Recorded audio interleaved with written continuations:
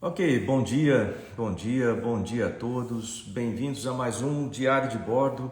Hoje é dia 23 de fevereiro de 2022. Hoje é quarta-feira e eu gostaria inicialmente de agradecer a presença de todos vocês, agradecer ao Rangel, a Claudemir, ao Lázaro, Pedro, Fernando, né, o Johnny, também o Reinaldo, aqui o Fernandes, né, André. Bom dia a todos. A Edna, bom dia Edna lá de Manaus, né, aqui com a gente também, a Monique, a Ademir. Gente, quarta-feira, deixa eu começar. Bom, primeiro, lembre-se de se inscrever aqui no canal. Esse é o Instagram, meu Instagram pessoal, sempre esse bate-papo de manhã, sempre um prazer estar com vocês aqui nesse bate-papo de manhã, sem formalidades, né? Que é meu canal pessoal, então muito mais tranquilo para a gente conversar e falar sobre coisas boas, falar sobre ciência, tecnologia, falar sobre inovações, falar sobre projetos de vida. A gente está acompanhando aqui o livro É Possível, Como Transformar Seus Sonhos em Realidade, e nós paramos no ano passado no capítulo 8 e agora, nesse ano, eu retornei, eu estou fazendo tipo um retrospecto aqui dos capítulos anteriores. Então no final aqui da live eu vou falar a respeito do capítulo 6 hoje, rapidamente é o capítulo 6. Quando a gente chegar no capítulo 8, aí a gente reduz a velocidade de novo e a gente vai parte a parte aí, né, item por item aqui. Por enquanto a gente está fazendo retrospectos assim, um sumário de cada um dos capítulos para colocar todo mundo literalmente aqui na mesma página desse livro É Possível, Como Transformar Seus Sonhos em Realidade. E queria novamente agradecer a presença de cada um de vocês, a audiência de cada um de vocês, todos esses dias de manhã, é sempre muito bom. Então, quarta-feira, deixa eu primeiro comentar aqui a respeito da agenda, né? O que eu tenho hoje na agenda? Hoje eu tenho uma reunião na Casa Civil, que é uma reunião ordinária do Comitê Interministerial do Clima, né? Como vocês sabem, o Ministério de Ciência, Tecnologia e Inovações ele é responsável por todas as pesquisas e coleta de dados relacionados a clima no país. Então, nós temos esse comitê interministerial sobre mudança de clima. Então, a gente vai estar lá conversando com outros ministros a respeito dos dados do Brasil, e isso aí é um comitê que, obviamente, é gerenciado ali com a Casa Civil, mas com o Ministério do Meio Ambiente, né? E o Ministério de Ciência e Tecnologia ele é um responsável em fornecer dados, assim como outros ministérios, mas os nossos têm uma responsabilidade maior em questão de dados, né? De fornecimento de dados e coleta de tudo isso. Eu também hoje tenho um evento na sequência lá no Palácio do Planalto, que é a cerimônia alusiva ao Plano Nacional do Desporto. Então, o Plano Nacional do Desporto vai estar lá, essa é a área aí de esporte, né? Provavelmente lá o ministro João Roma deve estar também, né?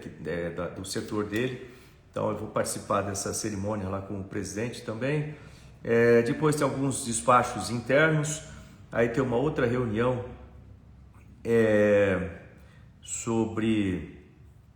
com a Casa Civil também, sobre plano de governo, bicentenário da independência, né? Alguns eventos do bicentenário, que é importante. Nós estamos no ano do bicentenário da independência do Brasil.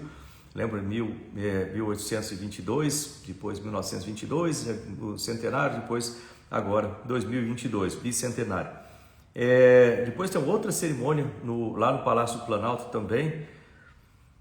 Essa é sobre o lançamento da carteira verde e amarela, carteira de identidade nacional, sobre o lançamento da carteira de identidade nacional. Então, também vamos lá no Palácio do Planalto. E finalmente, à tarde, por mais uma reunião interna com a minha secretaria executiva e uma audiência, né? Vai lá me visitar a senadora Rose de Freitas, lá do Espírito Santo, né? Vamos falar sobre Centro de Inovação Tecnológica lá no Espírito Santo. Então essa é a agenda de hoje aqui, vai até a noite e é bastante interessante. Aliás, deixa eu começar por essa parte, né, com a agenda da senadora sobre inovação tecnológica, parques de inovação, centros de inovação. Eu quero lembrar a todos aí que, então, quem estiver ouvindo, os prefeitos ou aqueles que trabalham nas prefeituras ou tenham contato com as prefeituras, tem que lembrar aí as prefeituras, né, que nós temos aberto nesse momento o edital de parques tecnológicos. Esse é um edital de 180 milhões, essa é a retomada dos parques tecnológicos no Brasil. Lembra que de 2003 a 2013 houve um investimento em parques tecnológicos que foi em torno de 170 milhões, 169 milhões para ser mais preciso. E aí depois parou, nunca mais teve investimentos em parques tecnológicos, e eles são importantes. Então agora que nós temos os recursos do Fundo Nacional de Desenvolvimento Científico e Tecnológico, o pessoal mesmo perguntou, lá em Manaus, perguntou assim, por que você não investiu nisso lá em 2019? Porque eu não tinha recurso, né? Simplesmente o orçamento do Ministério ele veio caindo de 2013, 2021 teve o ponto mais baixo, agora em 2022 deu uma subidinha no orçamento do Ministério, e isso é o que paga a parte de custeio e etc, né? Mas eu tinha que fazer tudo com aquele orçamento extremamente apertado, então não tinha como colocar recursos significativos em parques tecnológicos ou qualquer outra coisa.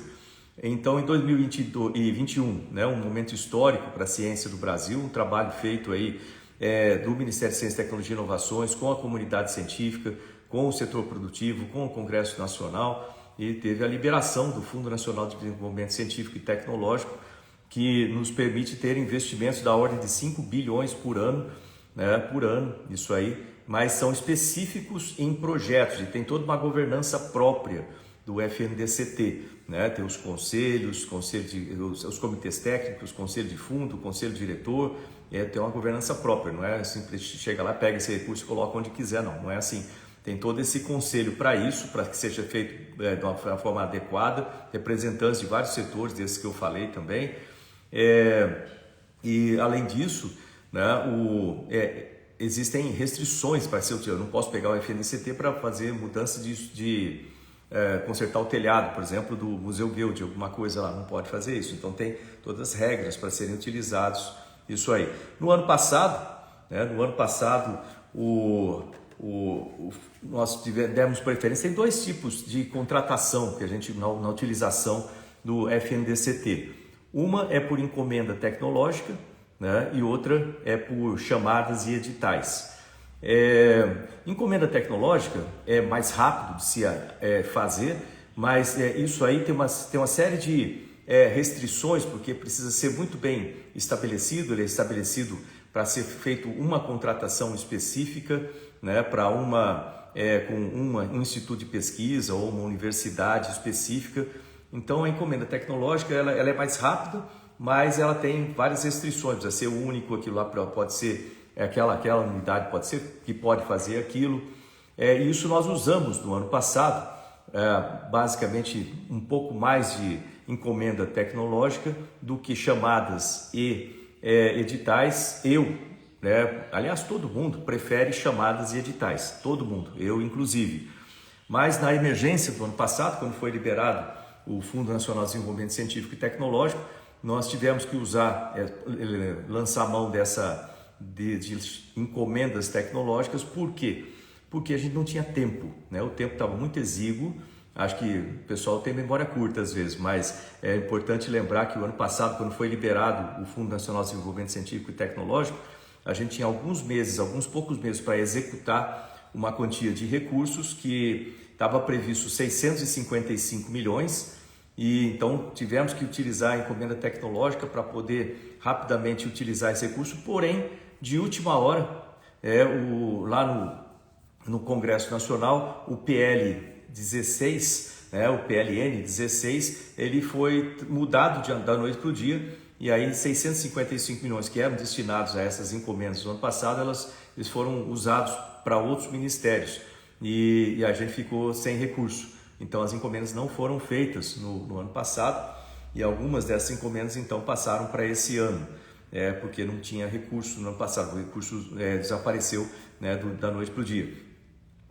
Nós tivemos emergencialmente um valor de 150 milhões no final do ano, que já estava previsto, principalmente com 2 pontos importantes, que era a chamada universal, né, para a pesquisa do Brasil, para os cientistas do Brasil, né? Então, pessoal aí da Sociedade Brasileira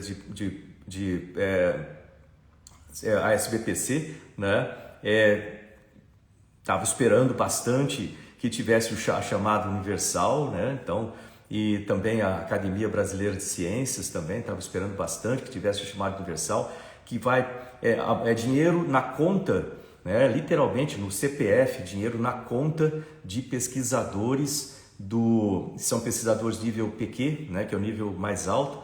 Então é dinheiro na conta, literalmente, desses pesquisadores.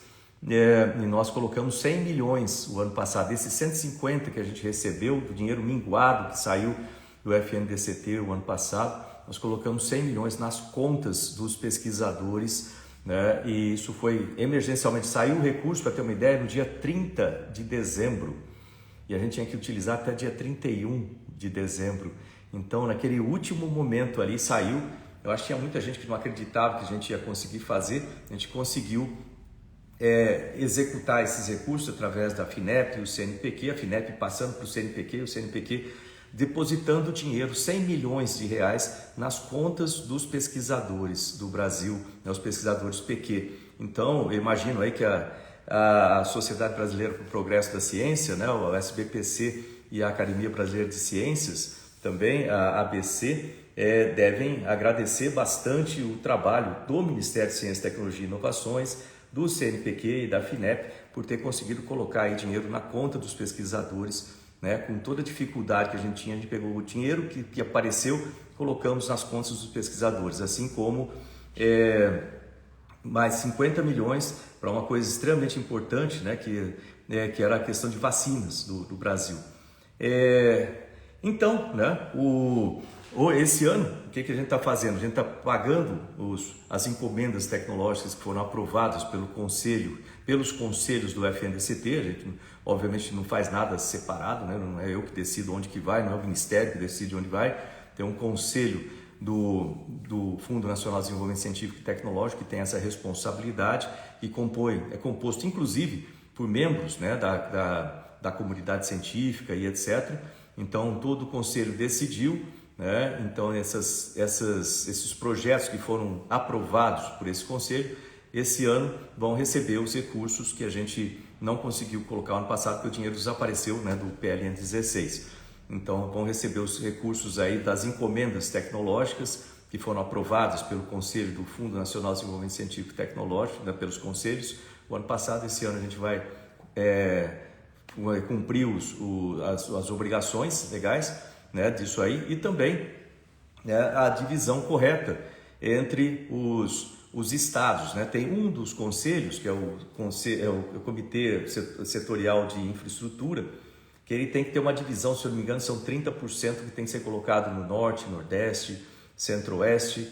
Então, isso aí está em processo, logicamente. Ao longo do ano, esses valores vão convergindo para que dê os 30% corretos, né? Inclusive, é importante ver isso aí ao longo da história, né? Como é que foi feito. Mas é importante dizer que nós temos agora os recursos do FNDCT. Eu comecei esse assunto por causa disso. E com esses recursos do FNDCT, né, que a gente consegue colocar, por exemplo, agora, né, lembrar que em 10 anos de Parque Tecnológico, de 2013 até 2013, foram colocados 169 milhões. Agora, de uma vez só, né, nós colocamos 180 milhões para parques tecnológicos. 180 milhões, isso é um edital da FINEP, né, que é um órgão do CNPq, é um órgão do Ministério de Ciência, Tecnologia e Inovações. Então, 180 milhões na retomada dos parques tecnológicos. De uma vez a gente colocou mais do que tudo foi colocado na história dos parques tecnológicos. Então, a gente colocou de uma vez agora 180 milhões. Então, para os prefeitos, ou aqueles que trabalham em prefeituras que estão acompanhando por aí, né, entra lá no site da FINEP ou no site do Ministério, gov.br/MCTI, para saber como participar desse edital de parques tecnológicos. E também tem um outro edital de 50 milhões para centros de inovação. Então, por isso que eu lembrei quando eu vi aqui essa audiência que eu tenho hoje com a senadora Rose de Freitas sobre centros de inovação, tem aí o edital aberto da FINEP de 50 milhões para centros de inovação. Isso aí significa investir na ciência, na tecnologia, nas inovações do país, né? Então, nós estamos fazendo isso, agora de uma forma bastante massiva, bastante pesada, investindo bastante em ciência e tecnologia. E, aliás, né, o pessoal da ciência que a gente viveu sempre apertado nos últimos anos, nos últimos muitos anos, não foi só agora, dos anos de pandemia, foram muitos anos atrás, nas outras gestões, inclusive, apertado com relação ao orçamento. E eu vou anunciar essa semana já mais 250 milhões, são aqueles 100 milhões do ano passado e mais 150 milhões agora na sexta-feira lá na SBPC em São Paulo. Eu vou anunciar, né? Eu acho que eu vou, eu tô com um certo problema de agenda, mas vamos tentar. Que acontece? São 250 milhões nas contas dos pesquisadores, então muitos deles são da SBPC, da Sociedade Brasileira para o Progresso da Ciência, muitos deles são da ABC, da Academia Brasileira de Ciências. Então, o pessoal sempre reclamou muito de falta de orçamento, etc. São 250, é o maior chamada universal, né, que já foi feito aí nos últimos anos. Então, o professor Evaldo, lá do CNPq, que também é membro da comunidade científica, né, certamente tem se esforçado bastante para colocar bastante recurso diretamente no bolso dos pesquisadores, né? Então, esses 250 milhões são colocados nas contas dos pesquisadores, logicamente não é dinheiro para ele guardar, para comprar carro, nada disso, que tudo isso tem que ser, é muito auditado, né, pela CGU e etc., mas são 250 milhões colocados nas contas dos pesquisadores PQ, que são os alto níveis, que compõem geralmente a cúpula, né, tanto da SBPC quanto da ABC, quanto de outras entidades científicas. Então esse dinheiro está sendo carreado lá para eles, para que eles realizem pesquisas, as pesquisas que eles quiserem, né, aí no Brasil. Eu gostaria muito que elas fossem direcionadas, né, no sentido de prover meios através da ciência para que termos mais empresas, mais empregos no Brasil. Nós precisamos de empregos com base em ciência e tecnologia. Então eu torço para os nossos pesquisadores fazerem as pesquisas aplicadas nessas direções, né, e que a gente tenha resultados expressivos para o nosso Brasil. Afinal de contas, esse recurso todo está vindo do bolso do contribuinte. Eu e você, que nós pagamos imposto, a gente quer ver o retorno, né, desse dinheiro aplicado, né, na ciência. Então, é muito bacana. Eu tenho certeza que a competência não falta para os nossos pesquisadores, né, para que eles tenham esses resultados. Além disso, eu também estou anunciando, né, nessa sexta-feira, mais 280 milhões de reais, né, também é um valor expressivo, 280 milhões de reais, né, aí vai para os nossos institutos nacionais de ciência e tecnologia. A gente tem em torno de 130 deles no Brasil. São redes de pesquisadores no Brasil inteiro, cada INCT desse, ele trabalha com uma área específica de pesquisa. Então são mais 280 milhões, né, nas contas dos INCTs, Institutos Nacionais de Ciência e Tecnologia, né? Então eu acho que a ciência do Brasil é um momento para comemorar, né, um momento para se juntar, para comemorar e ver esses resultados acontecendo. E graças à gestão do Ministério de Ciência, Tecnologia e Inovações, nesse governo, né, que tem cuidado das pessoas, é um governo que tem trabalhado aí no sentido de fortalecer a ciência, tecnologia, e que a gente tenha resultados expressivos e para a população como um todo. Afinal de contas, essa é a ideia das pessoas. Vamos para frente. Então, o que mais nós temos hoje? Ah, sim, gente, eu recebi ontem... Eu até dei risada, mas foi bom. Eu recebi um monte de mensagens de parabéns, né? Aí eu falei assim, eu não estou entendendo, por que esse monte de mensagem de parabéns? Não é meu aniversário, não é nada assim da coisa? Não, o que acontece é o seguinte, né? Ontem o Ministério da Saúde, através da Fiocruz, ele lançou, né? Ele anunciou o início, né? O primeiro lote de produção de vacinas com a produção do insumo farmacêutico no Brasil. São vacinas, é uma vacina licenciada, né, com insumo farmacêutico no Brasil. Só que a imprensa, né, acabou divulgando de uma forma meio estranha, meio errada, divulgou como se fosse a produção do primeiro lote de vacina nacional do Brasil, né? Mas não é vacina nacional ainda, né? Infelizmente, mas a gente vai chegar lá, né? Então, como o pessoal sabe que as vacinas nacionais têm sido desenvolvidas pelo Ministério de Ciência, Tecnologia e Inovações, aí eu recebi um monte de parabéns, né? Eu falei, pô, eu fiquei feliz, mas é um ótimo avanço esse da Fiocruz de fabricar o insumo farmacêutico no Brasil, né? De produzir ou fabricar o insumo farmacêutico no Brasil, mas ainda não é a vacina nacional, né? Eu diria que é produção nacional fica mais bem colocado, de uma vacina licenciada. Então, como eu vi que como a imprensa divulgou, acabou criando certas como é que eu diria assim, certas confusões, né, do entendimento. Deixa eu explicar aqui de novo para aqueles que ainda não entenderam ainda como é que funciona a coisa.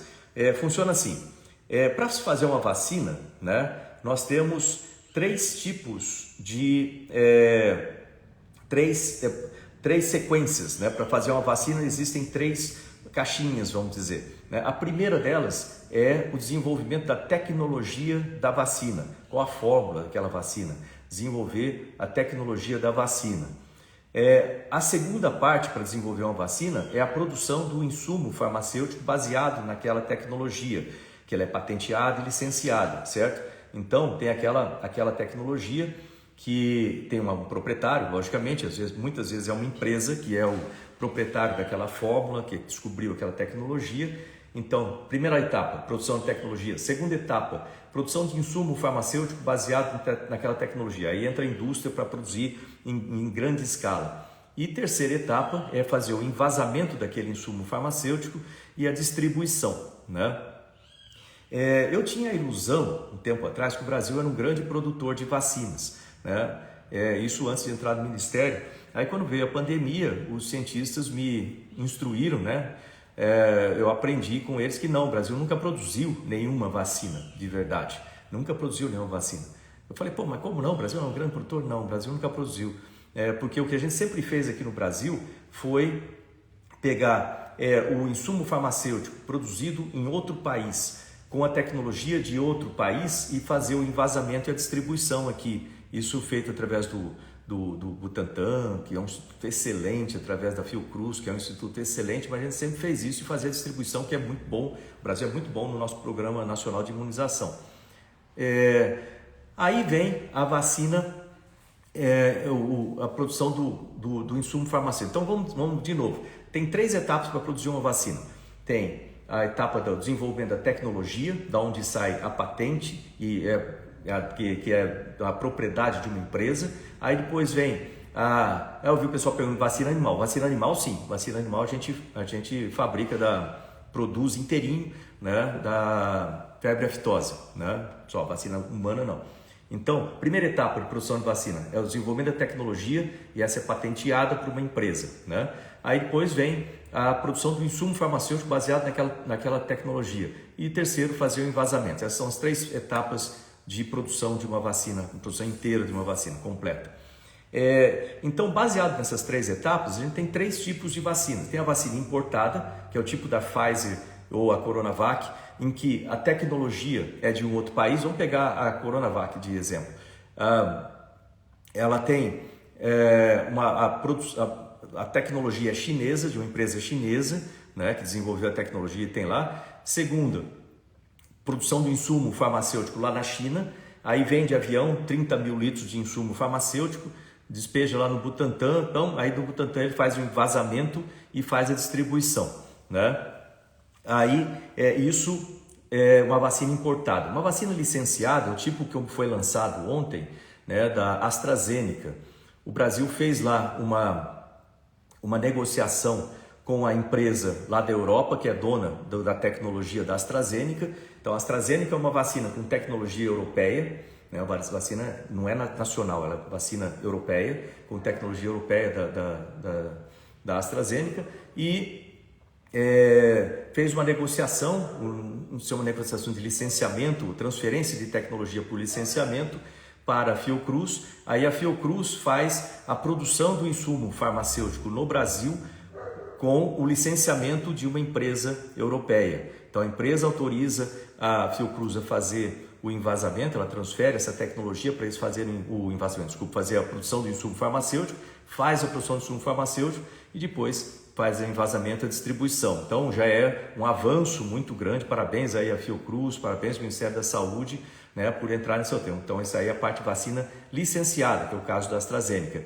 Aí vem a vacina nacional realmente. Então a confusão que o pessoal faz, a vacina, a primeira vacina não é vacina nacional, infelizmente. A vacina nacional é essa que o Ministério de Ciência, Tecnologia e Inovações tem desenvolvido, né, que nós investimos em 15 tecnologias no Brasil. Então a vacina nacional é aquela que tem tecnologia de uma empresa nacional, né, uma instituição brasileira, sob controle de uma instituição brasileira, produz o insumo farmacêutico no Brasil, em empresa brasileira, ou na Fiocruz, ou no Butantan, mas com a tecnologia nacional, e terceiro, faz o envasamento e distribuição que a gente já faz. Essa é uma vacina nacional.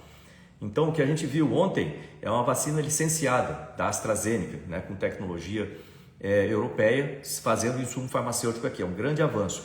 Mas a gente saiba, vocês, aqueles que querem um Brasil independente na produção de vacina, que o Brasil, através do Ministério de Ciência, Tecnologia e Inovações, o governo federal tem investido em 15 tecnologias de vacinas com cientistas brasileiros, né, com instituições do Brasil.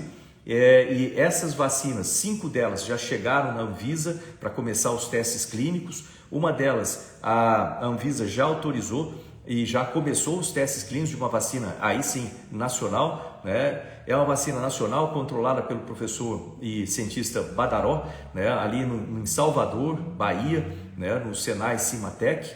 Essa vacina é uma vacina RNA, MCTI, Cimatec, HDT. Ela tem a participação também de cientistas americanos, né? Liderados pelo professor Badaró, que é um cientista brasileiro.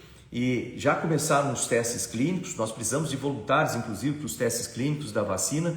Entra lá no gov.br/MCTI, né, e entra e vê quais são os requisitos para poder ser voluntário.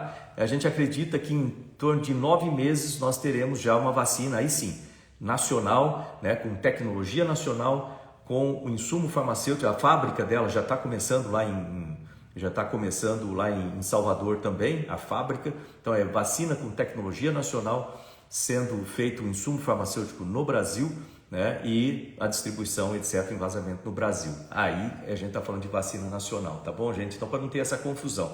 Então, como a gente fala muito assim para explicar o negócio, o pessoal fala que eu quero explicar nos mínimos detalhes. Deixa eu fazer um resumo então rápido aqui para vocês. O resumo é o seguinte: para fazer uma vacina, você tem 3 fases: desenvolvimento da tecnologia, da onde sai a patente e a licença, a produção do insumo farmacêutico, onde você fabrica litros e litros daquela tecnologia, daquela fórmula desenvolvida naquela tecnologia. Terceiro, o envasamento e a distribuição, né? Então, baseado nessas 3 fases para a produção de uma vacina, você tem 3 tipos de vacinas. Tem a vacina importada, onde a tecnologia é de um outro país, por exemplo, a Coronavac, a tecnologia é chinesa.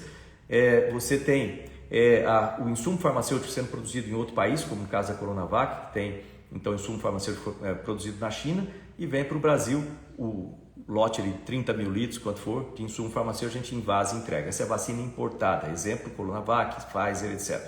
Segundo tipo de vacina, vacina licenciada, exemplo, a AstraZeneca, como nós tivemos ontem, né, o lançamento agora da produção no Brasil. Essa vacina licenciada é assim: a tecnologia de outro país, essa tecnologia de outro país é licenciada, né, transferida essa tecnologia por licença para uma instituição brasileira que fabrica o insumo farmacêutico no Brasil e aí faz o envasamento e entrega. Exemplo, a AstraZeneca, como nós vimos ontem. Então eu agradeço as mensagens aí de parabenização, mas ainda não é a vacina nacional, essa é uma vacina licenciada.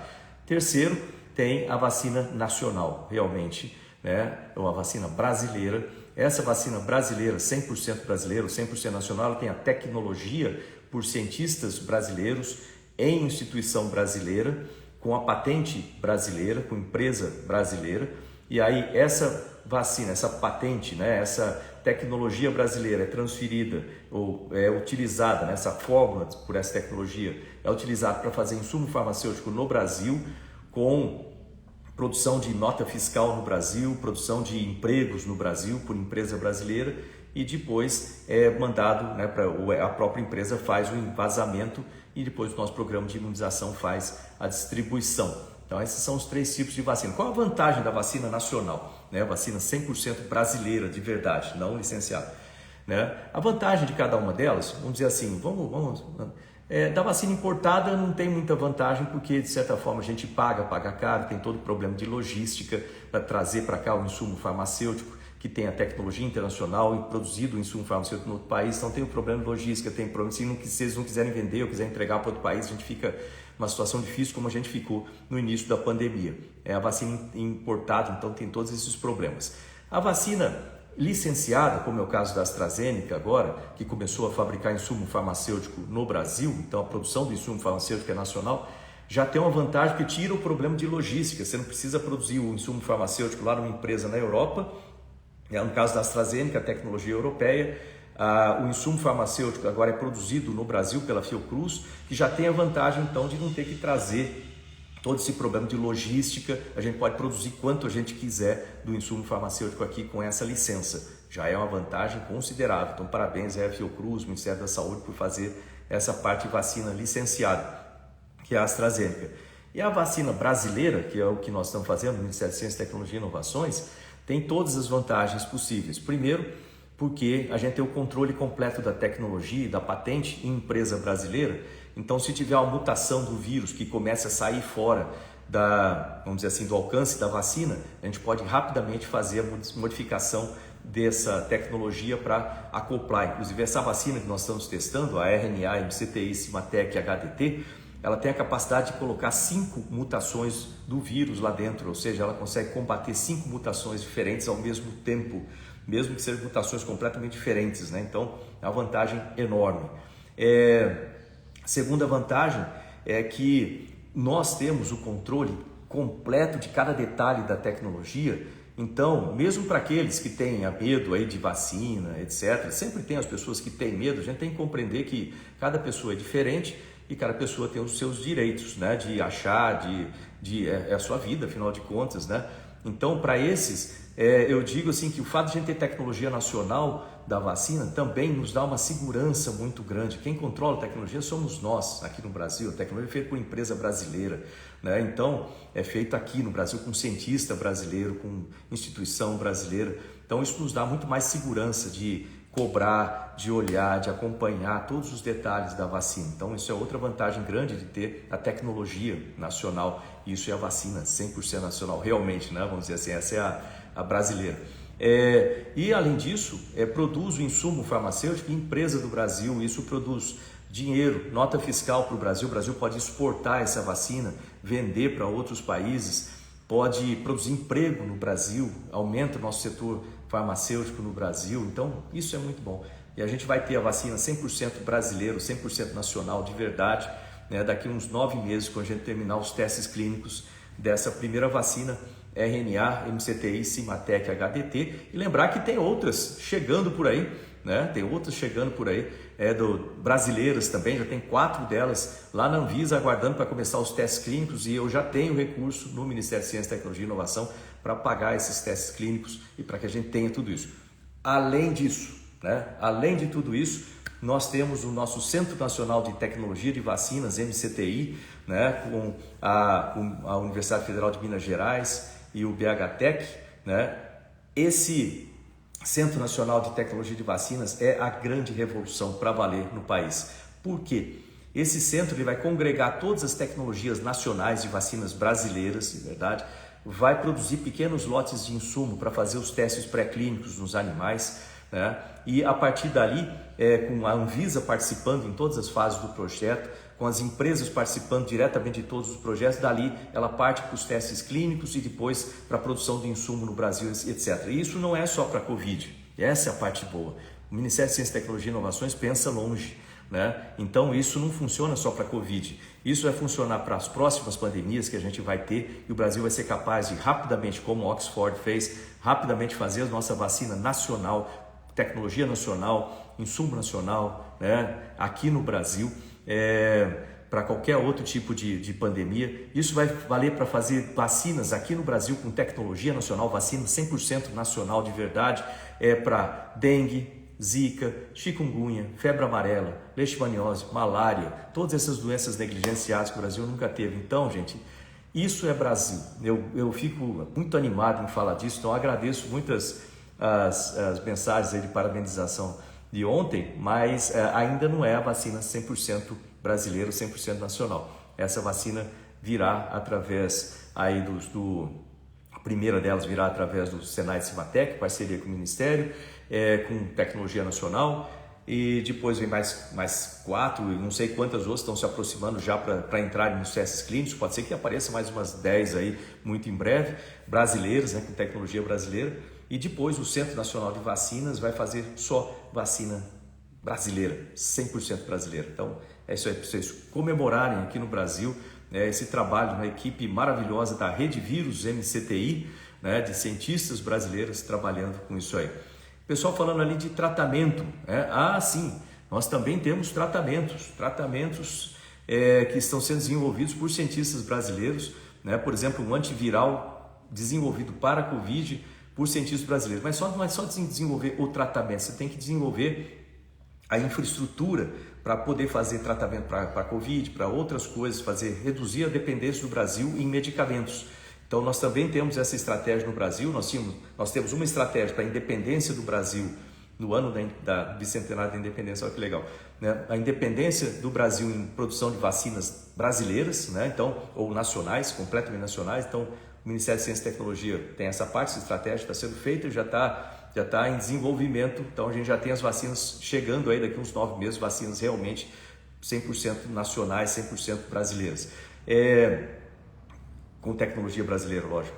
E também temos uma estratégia para reduzir a dependência do Brasil em termos de medicamentos. Então essa estratégia também é muito interessante, porque o Brasil depende mais de 90% de medicamentos importados. Se os outros países não quiserem vender para a gente, quem precisa desses medicamentos para sobreviver vai estar em maus lençóis, vamos dizer assim. Então, nós desenvolvemos no Ministério também, com parceria da Rede Vírus MCTI, Rede de Cientistas, e a Rede Farma, Rede de Empresas Farmacêuticas, uma estratégia para reduzir a dependência e para a gente ter medicamentos 100% nacionais também aqui no Brasil. Então, esses medicamentos, eles têm toda uma etapa, é igual a vacina, tem toda a etapa de desenvolvimento, você tem que desenvolver a tecnologia, depois fazer testes clínicos, aí você tem a tecnologia desenvolvida ali com a conceito dos testes clínicos, depois fazer o insumo no Brasil, é igual a vacina. Só que, como ele tem certos detalhes diferentes, nós temos um outro centro para medicamentos e, por exemplo, dentro dessa estratégia de medicamentos, nós temos inclusive o programa Salas, aqueles laboratórios lá na Amazônia, 50 laboratórios na Amazônia, que eu acabei de colocar 80 milhões de reais para o desenvolvimento desses laboratórios, né? Metade desses 50 são flutuantes, metade são fixos, são de selva. Os cientistas vão trabalhar lá no meio da Amazônia, mais de 700 cientistas ao mesmo tempo, e esses cientistas vão estudar a biodiversidade, mas nesse estudo que eles estão fazendo, eles certamente vão descobrir ativos, coisas que inclusive o pessoal ali, né, não sei quem está escrevendo sobre a Rede Farma pertence ao globalista, não entendi nada disso, viu, Mutim, né? Isso aí, então, acho que você não está pegando muito o assunto, não entendi exatamente o que eu quis dizer. Mas esse grupo de cientistas trabalhando na Amazônia, eles vão descobrir ativos, e esses ativos vão ser transformados em moléculas, em laboratórios que nós temos, né, que são laboratórios a gente chama de fábricas de moléculas, que eles transformam aquele ativo. Às vezes lá no meio tem a pessoa que mora na Amazônia, sabe, olha, essa plantinha aqui ela serve para dor de cabeça, sei lá. Aí o cientista vai lá, estuda aquela plantinha e fala, pô, realmente essa aqui tem um ativo interessante que pode ser transformado num remédio para dor de cabeça. Aí essa plantinha vai para os laboratórios onde são feitas as moléculas, vamos chamar assim, são as fábricas de moléculas, eles transformam aquilo lá, sintetizam aquilo numa molécula de medicamento, e essa molécula de medicamento, essa informação, esse conhecimento vai para o centro de medicamento, que aí em contato com a indústria, é feito com a indústria, a Rede Pharma então distribui para a indústria adequada para produzir aquele medicamento no Brasil, com tecnologia nacional, produzindo emprego no Brasil, produzindo nota fiscal no Brasil, entendeu? E tendo controle daquela tecnologia no Brasil. Isso é importante. Então, se alguém, imagina, tem um remédio aí para pressão alta, né, chutando uma coisa que as pessoas tomam constantemente, se não tiver o remédio importado, a gente tem a produção no Brasil. Remédio para doença rara, pensa nisso, que às vezes custa 12 milhões de dólares uma dose de um remédio para doenças raras. Eu estou falando assim, parece coisa absurda, mas não é não. Tem remédio que custa isso aí, importado. Como é para doenças raras, as empresas não produzem muito lá fora. De repente a gente pode descobrir esses remédios aqui no Brasil, produzir esses remédios com tecnologia nacional e a gente manda para a Fiocruz ou manda para o Butantan para fabricar no governo, né? Porque a Fiocruz, o inconveniente é que a gente tem que, vamos dizer assim, o governo ainda tem que pagar para fazer a produção, diferente de uma empresa privada que ela mesma paga para fazer a produção. Mas pelo menos na Fiocruz a gente tem o controle de tudo isso, então a gente vai ter a tecnologia daquele medicamento, vai lá, a Fiocruz produz aquele medicamento, em vez de pagar 12 milhões de dólares, o SUS tem que pagar 12 milhões de dólares, agora a gente produz muito mais barato e consegue atender pessoas com doenças raras no Brasil. Imagina, se o seu filho tem uma doença rara e você, ou você consegue 12 milhões de dólares para pagar esse remédio para ele, ou ele morre. Imagina como é que se sente um pai ou uma mãe com isso aí. Então, o trabalho que o SUS faz, né, comprando esse remédio e dando para essas famílias é essencial, né, para salvar a vida, literalmente. Mas o valor é muito grande também para o governo. Então, se a gente conseguir produzir esses remédios mais baratos no Brasil, o SUS consegue distribuir de graça esses remédios, a gente salva vidas e a gente consegue ter aí uma independência muito importante numa área muito importante em doenças raras. Então, tá aí. Finalmente, vamos falar um pouquinho a respeito aqui do livro É Possível, né? A gente está no final já do nosso tempo. Como eu falei, a gente tá trabalhando com esse livro aqui desde o ano passado, a gente deu uma parada, agora retomamos, parou no capítulo 8, então eu estou retomando agora com os capítulos anteriores, só para aproximar, né? Botar todo mundo na mesma página. Então tá aqui, hoje a gente vai falar do capítulo 6, que é treinamento básico. Então, você vê, no capítulo 2, a gente falou sobre as bases do sucesso, o que é princípio, o que é valor, o que é missão de vida, o que é sucesso, etc. No capítulo 3, a gente falou de sonho, a importância de sonhar, né? A importância de você sonhar os seus próprios sonhos e não ficar sonhando o sonho de outras pessoas e outras assim do tipo, né? A importância de você falar coisas boas, pensar coisas boas, ajudar as outras pessoas, né? Tudo isso faz parte aí de um processo autoalimentado, né? Tipo assim, você planta uma sementinha, você colhe muita coisa. Então plante semente boa para colher muita coisa boa. Você plantar semente ruim, né? Falar mal das pessoas, criticar, atrapalhar as pessoas, tentar prejudicar as pessoas, você planta uma sementinha disso, você colhe um monte de coisa ruim para sua vida. Então não faça isso não, que é uma bobagem muito grande. Depois a gente falou disso no capítulo 4 sobre definição de metas, né? Falamos sobre como definir metas de forma adequada, primeiro para você começar a chegar lá. Lembrando que esse livro É Possível, é um livro de coaching com gerenciamento de projetos, então é um livro bastante prático, né? Para você conseguir chegar em algum lugar, você tem que saber para onde vai, tem que definir a meta corretamente. Então a gente falou sobre isso no capítulo 4, eu usando até um modo aqui no U Smart. O Smart, que as metas têm que ser úteis, elas têm que ser específicas, elas têm que ser mensuráveis, elas têm que ser alinhadas com o que você quer na vida, com o seu sonho, etc. Elas têm que ser realistas e elas têm que ter um tempo definido, tem que ter deadline, senão as coisas não funcionam. Então a gente falou sobre isso aqui. Ontem a gente falou a respeito de planejamento, né? Que uma vez você tem a meta, você tem que achar uma maneira para chegar lá, então é o planejamento do caminho para você realizar as suas metas. E hoje, de uma forma muito rápida, a gente vai falar aqui sobre o treinamento básico. Antes de começar a execução, você precisa se preparar, né? É igual, antes de fazer um voo espacial, você precisa treinar. Você não pode chegar lá e falar, eu vou fazer um voo espacial e vou treinar, daí vou voar agora. Não, você tem que treinar. Mesmo se você for um turista espacial, o treinamento é 2 semanas só, mas você tem que treinar, pelo menos para saber o que você não pode fazer, né, no voo. Não mexa nisso, não mexa naquilo, é igual quando quando em caso de emergência, quando você entra no avião como passageiro, né, você tecnicamente é um aeronauta, sabia disso? Né? Você é um passageiro, você é um aeronauta, mas não é um aeronauta profissional, você é um aeronauta passageiro. O aeronauta profissional é o piloto e os comissários, assim como tem astronautas profissionais, como eu e outros que treinamos para conduzir, para fazer manutenção de espaçonave, etc.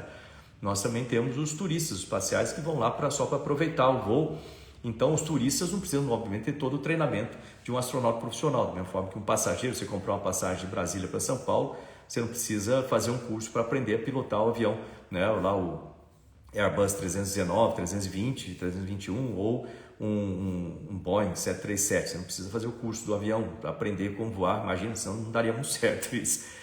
Mas você precisa aprender, pelo menos, se tiver falta de pressurização, vão cair as máscaras, você tem que saber como colocar as máscaras, colocar primeiro em você. Então, esse aí é o treinamento do turista espacial, que é igual ao treinamento de semelhante, vamos dizer assim, comparativamente ao de um passageiro quando compra um voo.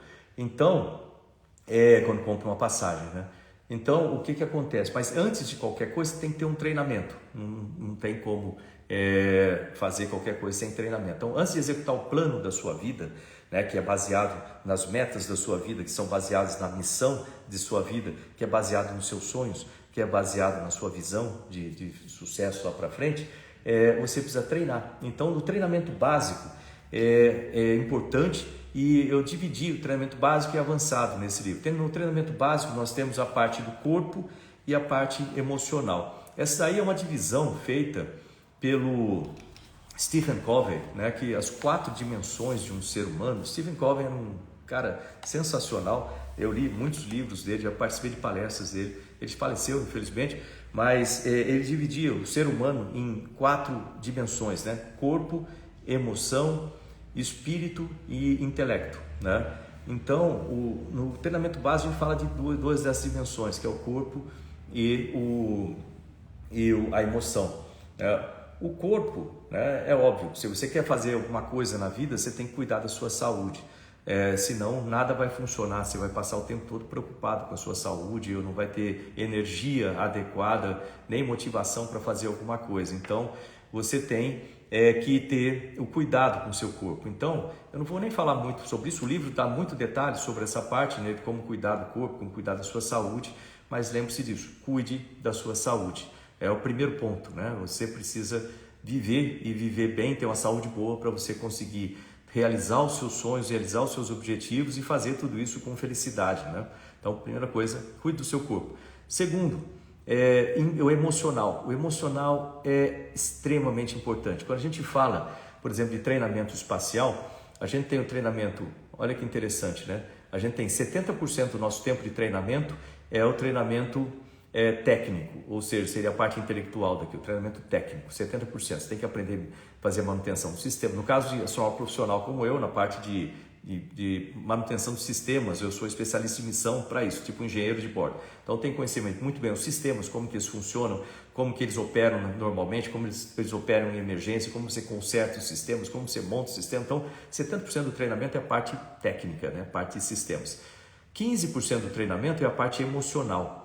Por quê? Você vai estar no espaço, você vai estar em situação de risco, em estresse, né? E com outros membros da tripulação. Então, a parte emocional é extremamente importante para você operar no espaço. Vamos falar mais um pouquinho sobre ela daqui a pouco. Terceira parte, 10% do tempo é a parte fisiológica, a parte do seu corpo, né? Então, é no hospital, com médicos, com os vários tipos de médicos em todas as especialidades para verificar e para você aprender a como defender o seu corpo lá no espaço, porque no espaço ele é muito agressivo com o corpo. Até hoje eu tenho sequela, por exemplo, eu sou quase surdo por causa de voo espacial, né, também.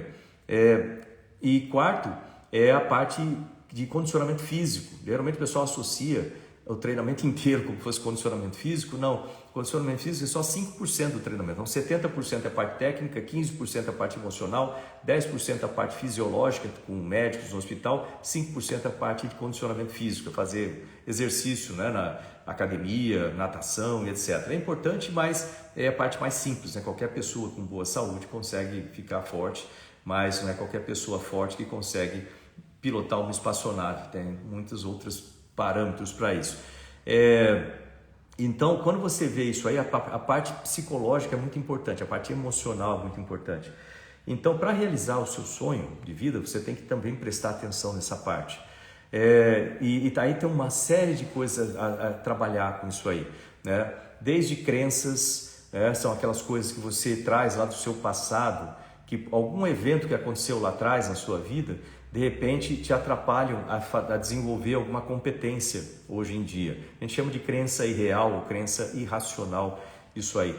Às vezes porque alguém gritou com você quando você era criança, até quando era criança lá, alguém gritou com você, falou que você era burro, você não consegue fazer nada na escola, assim por diante, você associa aquilo lá e de repente quando chega hoje em dia, você dá umas travadas assim, você sempre com aquela ideia, você nem lembra que a pessoa gritou com você e falou aquilo lá atrás, mas você não sabe por quê, de repente você fala assim, não, eu não consigo aprender muito rápido, eu não consigo aprender. Você trouxe isso lá de trás. Então, são crenças irracionais. Lógico que você consegue aprender, lógico que você consegue desenvolver rapidamente as coisas, né? Mas você precisa se livrar dessa crença. Então, tem todo um trabalho feito, né, já desenvolvido aí por psicólogos, psiquiatras, de como uma pessoa consegue, coaches, né, de como uma pessoa consegue se livrar de crenças irracionais. É extremamente importante para você desenvolver competências. Outra parte emocional importantíssima é quando você tem traumas, todo mundo tem algum tipo de trauma no passado. E aí o trauma é um nível mais profundo do que simplesmente uma crença. Aí é uma coisa que é extremamente importante você desenvolver, né? Aí quando entra nessa parte de trauma, você precisa procurar um profissional. Você precisa procurar um psicólogo ou um psiquiatra, algumas vezes, mas muitas vezes um psicólogo que vai trabalhar contigo para resolver essa questão desse trauma, né? Na verdade, a gente nunca resolve 100%, mas a gente aprende a conviver com ele de uma forma pacífica, né? E aprende a não deixar com que isso aí atrapalhe o seu desenvolvimento lá para frente. Então, essa parte de trauma tem que procurar um profissional do setor, que é um psicólogo, né? Ou uma psicóloga, né? Um profissional de psicologia. E a emoção, com o treinamento, você acaba controlando a emoção. Quando a gente fala na parte operacional, a emoção atrapalha bastante, né? Lembrar o seguinte, a emoção não é ruim, né? Nós temos, se eu não me engano, são 7 emoções, 6 ou 7 emoções básicas, eu esqueci disso aqui agora, mas são 6 ou 7 emoções básicas, toda uma pesquisa em torno disso aí, né? E o medo é uma delas, por exemplo, e o medo é a emoção natural do ser humano, é a emoção básica. Então, é o primeiro tipo de emoção que a gente tem, né? A gente tem medo de cair, por exemplo, quando é criança, e medo de ficar sozinho, né? É normal, isso é com toda criança, recém-nascido vai ter isso, é por causa da proximidade da mãe, etc., o tempo todo, então vai ter esse medo, né?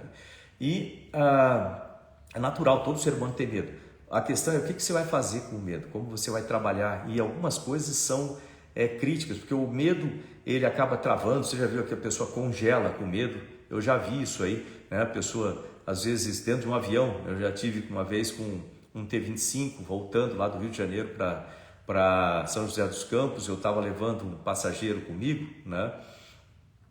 O T-25 só tem 2 aviões, né? 2 lugares, então levando um passageiro comigo, e a gente estava em Instrumento ali, próximo da Ilha Grande, né, no Rio de Janeiro, né, na parte do mar, né, aí na aerovia, e o motor do avião apagou, né, o motor parou, é um avião monomotor antigo, e eu fui tentando reacender o motor, né, e não estava funcionando muito. Então eu falei para o passageiro, esse que estava comigo, se prepara para saltar de paraquedas, que não tem cadeira de ejeção, é saltar de paraquedas, se prepara para saltar de paraquedas. E aí relembrei, porque eu já tinha dado esse briefing lá no chão, relembrei a ele o que fazer no caso do salto, né? Então eu vou abrir o canopio, vou controlar o avião, você vai segurar de um lado e de outro, vai soltar os cintos, obviamente, antes disso, e checar tudo o paraquedas.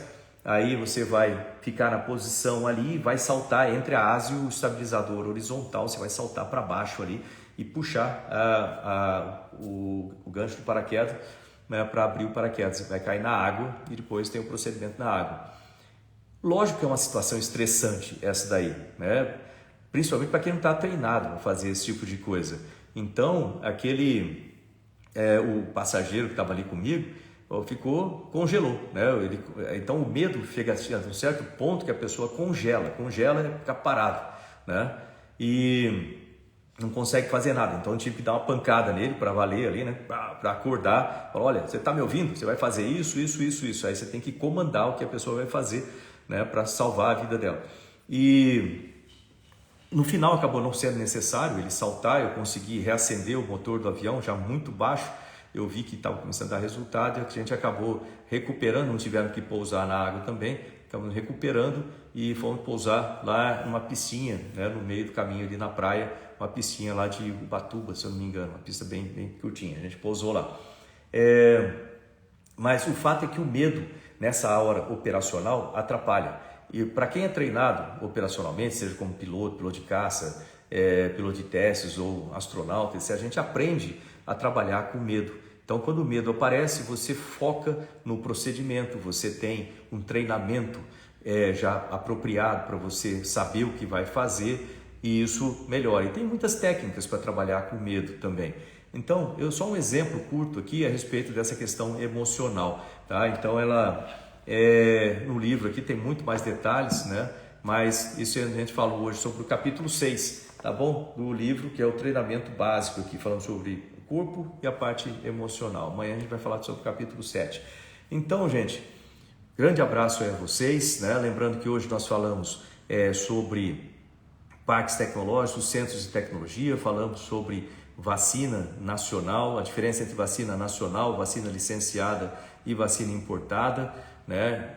O Brasil já deu um grande passo ontem a ter uma vacina licenciada em produção no Brasil do insumo farmacêutico, que é da AstraZeneca, que é europeia, fabricando o insumo farmacêutico agora no Brasil através da Fiocruz, o que é muito bom.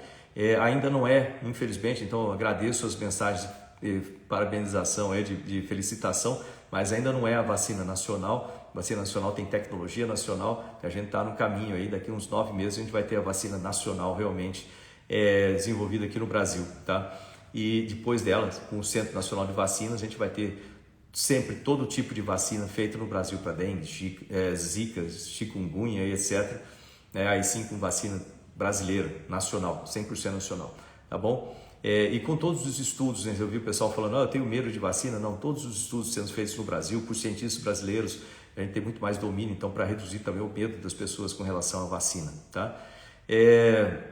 Falamos também, aqui não é possível, sobre a parte de treinamento básico. E para vocês uma ótima quarta-feira. Vejo vocês amanhã em mais um Diário de Bordo. Lembre-se de se inscrever aqui no canal, né? E lembre-se também de se inscrever nos outros canais do Ministério, nos meus canais pessoais, tá bom, gente?